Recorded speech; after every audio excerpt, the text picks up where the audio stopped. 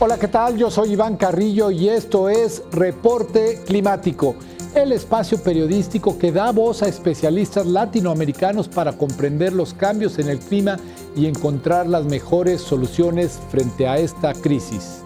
Hoy nos acompañará el doctor Carlos Gay, investigador del Centro de Ciencias de la Atmósfera de la Universidad Nacional Autónoma de México. Él nos ayudará a entender los conceptos básicos sobre el cambio climático y cómo es que los científicos estudian este fenómeno para predecir lo que nos depara el futuro.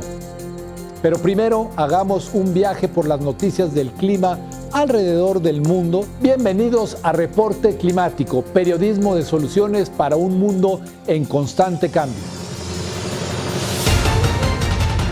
Un nuevo estudio de la Universidad de Florida sugiere que las plagas de mosquitos podrían durar todo el año, debido al cambio climático. Estos insectos toleran un amplio rango de temperaturas en las diferentes estaciones. Así, mientras los inviernos de la Tierra se vuelven más cortos y cálidos, los mosquitos se adaptan y permanecen más tiempo activos. Esto representa un mayor riesgo ante las enfermedades que propagan. En Suiza, el 51% de la población rechazó una propuesta de ley climática alineada al Acuerdo de París. La iniciativa, apoyada por el gobierno y la mayoría de los partidos políticos, pretendía reducir a la mitad las emisiones de dióxido de carbono de ese país de aquí al 2030. Se cree que la votación en contra es resultado de un entorno económico difícil debido a la pandemia de COVID-19. Mediante una denuncia regional, integrantes de 21 comunidades mayas lograron el cierre de 4 granjas porcícolas en la península de Yucatán, en México. Este tipo de infraestructura ha provocado diversos daños ambientales en la región, así como la violación a los derechos humanos de los pueblos indígenas. Su clausura es un primer paso para frenar el impacto de la industria pecuaria, responsable del 14.5% de las emisiones globales de gases que contribuyen a la crisis climática. El cambio climático es algo que tarde o temprano nos afecta a todos. Y si queremos evitar sus consecuencias, primero debemos aprender a diferenciar conceptos básicos como estado del tiempo y el clima. Comencemos. Si hoy hace mucho calor y mañana no hace tanto calor, hoy llueve mucho o mañana no llueve mucho, o lo que puede ocurrir la semana que viene, como pasa en muchos canales de televisión, se ve que anuncian que va a estar soleado, que va a estar medio nublado, etc. Todo eso es estado del tiempo y se refiere a lo que estamos nosotros experimentando en el día a día. Si yo me fuera, por ejemplo, a Alaska, ¿qué esperaría? Pues que va a ser más frío que en México. Entonces, clima, a lo que me refiero son estas condiciones promedio. Estas son las condiciones que esperamos en términos generales. Hablamos, por ejemplo, de los veranos en México, por ejemplo, quizás ser más lluviosos, quizás ser más calientes. De los inviernos hablamos de que es la época que va a estar fría. Esto es hablar de clima. En latitudes altas también podemos hablar de climas que van a ser diferentes, por ejemplo, que los climas de latitudes a las que se encuentra México, por ejemplo, ¿no? Entonces, en latitudes más altas, ¿qué se espera? Pues quizá que los veranos sean más calientes y los inviernos sean más fríos que aquí. Y posiblemente ellos tengan, a diferencia de nosotros, 4 estaciones: primavera, verano, otoño e invierno. En México, cuando hablamos de estas 4 estaciones, los meteorólogos y climatólogos nos reñirían porque dirían que en México hay la temporada de lluvias y la temporada de secas, ¿no? Y eso es lo que esperamos en términos de clima, ¿no? Que haya una temporada de lluvias y una temporada de secas. Por lo tanto, si decimos que existe un cambio de clima, es porque estamos esperando que esas temporadas se sientan diferentes a como las hemos sentido hasta ahora. Cuando hablamos de cambio climático, estamos hablando de que cambian estos estados promedio que serían esperados. Por ejemplo, pues sí, el verano va a ser caliente, pero el verano puede ser más caliente que lo que serían los normales, los veranos normales. Y entonces estaríamos hablando de cambio climático. Aquí nos estamos calentando en el verano, porque este verano, cuando lo promedié durante los 4, 6 o 3 meses, me dio que las temperaturas eran superiores a las que tenía yo antes. Sin embargo, también hay que tomar en cuenta que estas alteraciones y sus efectos se expresan de manera distinta alrededor del mundo. De repente existen estos conflictos de que tenemos, por ejemplo, estamos hablando de calentamiento global y de repente se quejan en el este de Estados Unidos de que hay unos fríos intensos, ¿no? Y dicen, ¿qué cambio climático? ¿Cómo calentamiento y estamos aquí muriéndonos de frío? Otra vez, el clima es otra cuestión de promedio.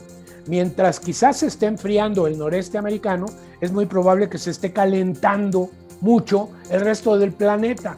Entonces, otra vez, cuando sumamos y restamos lo que se enfrió aquí con lo que se calentó en las pampas argentinas, pues resulta que se balancearon o se calentó más de la cuenta. Pero, ¿en qué magnitud ha sucedido esto?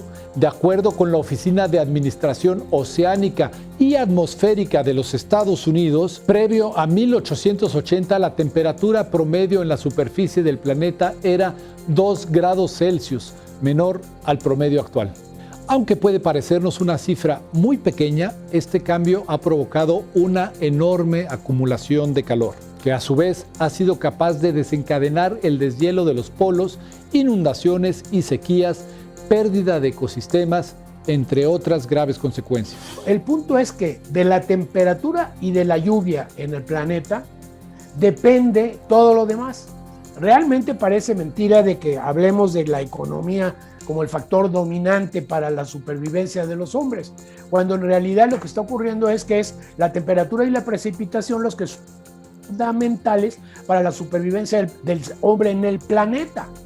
Si no hay agua, pues podemos tener 50 pesos y no vamos a poder beber y nos vamos a morir de sed. Entonces quiere decir que el agua y la temperatura, de ahí depende ¿qué? Pues depende la producción de comida, de ahí que depende de que haya vegetación y que haya ecosistemas, de que depende que haya agua suficiente para la gente, para beber, para la agricultura, para la industria, para lo doméstico, etc. Entonces, que haya cambios drásticos en el clima representa la amenaza sobre, pues, la mayoría de las actividades humanas a las que estamos acostumbrados. Uno de los sectores más sensibles al cambio climático es la agricultura.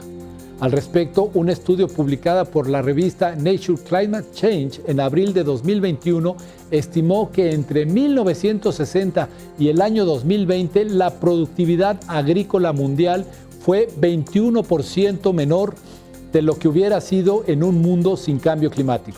Cuando nosotros decimos que hay una tendencia a que aumenten las temperaturas en el clima, pues tenemos que cuidarnos, porque si somos un país agrícola, como México o como muchos en Centro y Sudamérica, pues son países agrícolas, dependen de las temperaturas promedio, porque de las temperaturas promedio, pues sabemos si se van a dar ciertos cultivos o no se va a dar, o cuándo se van a dar, ¿de acuerdo? O sea, si tenemos por ejemplo, esto que se está dando climas más calientes y más secos, por ejemplo, ¿qué hablo con esto? Promedios, ¿no?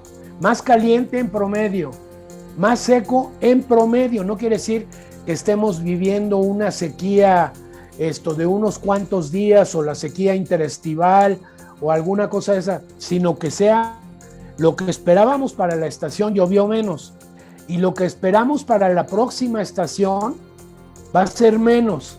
Entonces, ¿qué es lo que va a ocurrir con un montón de cosas que dependen de la temperatura y la precipitación? Que los vamos a tener que ajustar, porque si vamos a tener más temperatura, quiere decir que algunos cultivos pues van a tener un periodo más corto de crecimiento o quizá tengan un periodo más largo de crecimiento. Otros cultivos que necesitan en promedio cierta cantidad de agua no la van a tener. Entonces, esto nos sirve para planear. Y la mejor herramienta para la planeación es el conocimiento científico. Sin embargo, en Latinoamérica antes debemos resolver varios pendientes. Si quiero saber cómo está la temperatura, tengo que tener datos de temperatura. Si quiero saber cómo está la lluvia, pues tengo que tener datos de precipitación. Si tengo que saber cómo está la presión atmosférica, que algunas cosas dependen de ella, pues tengo que tener datos. Entonces, del clima actual, podría decir muy poco si no tuviera información. Y esto es una cosa que en nuestra región padecemos profundamente, la falta de información. Tenemos pocas estaciones meteorológicas y climatológicas sobre la región y tenemos pocos aparatos y pocos pluviómetros y pocos todos estos instrumentos los tenemos poco. ¿Qué quiere decir con esto? Que si tenemos poco, pues tenemos pocos datos. Sin estos recursos básicos, los investigadores difícilmente pueden dar el siguiente paso en la comprensión del clima y el diseño de soluciones. Para saber lo que está pasando, aplicamos las leyes de la física, como dije. O sea, llueve porque ahí intervienen las leyes de la física, la termodinámica, la dinámica atmosférica. Los vientos se mueven porque hay diferencias de fuerzas. De un sitio a otro hay un diferencial de fuerzas, entonces las corrientes tratan de igualarlas. O sea, todos estos son principios físicos, que son las leyes de la física, las leyes de la conservación de energía, la conservación del movimiento, la conservación de la masa. Aquí sopla el viento porque hay física y llueve porque hay física. Las leyes de la física no van a cambiar de los 2000, como estamos ahí, a los 3000 o a los 2200 o 2300, son las mismas leyes. Y estas leyes de la física son las que nos permiten adelantarnos en el tiempo. Nos pueden servir para crear escenarios del futuro, porque suponemos que la naturaleza va a funcionar con base en las leyes de la física que están funcionando ahora. No va a haber magia, o sea, va a ser lo mismo. Y como estas dependen del tiempo, pues yo simplemente me adelanto en el tiempo y veo qué va a pasar adelantándome en el tiempo. En resumen, científicos del clima como Carlos Gay extraen datos del ambiente y los analizan con las leyes de la propia naturaleza para hacer pronósticos que nos permitan tomar decisiones frente al cambio climático. Creamos un modelo matemático que explica el presente, ¿no? Con todas las relaciones entre todos estos factores. Este modelo ya no es la observación. Este modelo lo echo a correr, me entrega números y estos números se parecen a lo que estoy observando. Entonces digo, pues el modelo está funcionando bien, para lo cual se necesita también hacer este tipo de cálculos.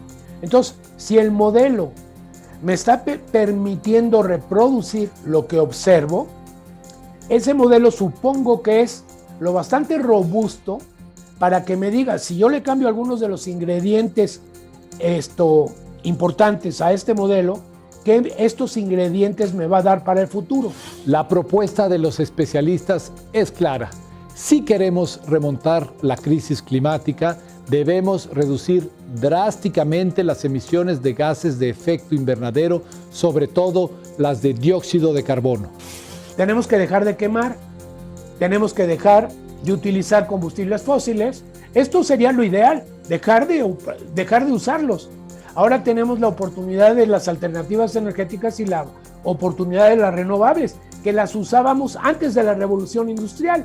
Evidentemente, ahora sabemos mucho más física de materiales y podemos inventarnos esa producción de energías limpias o de energías renovables de manera muy eficiente, de tal manera que se vuelven competitivas con estar quemando carbón. La resistencia por parte de gobiernos, corporativos y la población en general a este tipo de soluciones proviene del aparente bajo costo de los combustibles fósiles, un espejismo que tenemos que combatir. Los combustibles fósiles nunca se les ha aplicado el valor de lo que cuestan, porque si yo uso combustibles fósiles y contamino y caliento, voy a producir enfermedades que ¿quién paga? Los combustibles fósiles nunca han cargado encima los costos de los daños que producen y por eso son baratos. Si estos costos, externalidades, se les achuntaran, se les pusiera encima, serían ahora más caros que comprarse un panel fotovoltaico o ponerse un ventilador inverso, ¿no? Uno que produzca energía eléctrica. Esto fue Reporte Climático, periodismo de soluciones para un mundo en constante cambio. Muchas gracias por habernos acompañado. Yo soy Iván Carrillo. Nos vemos en la próxima emisión.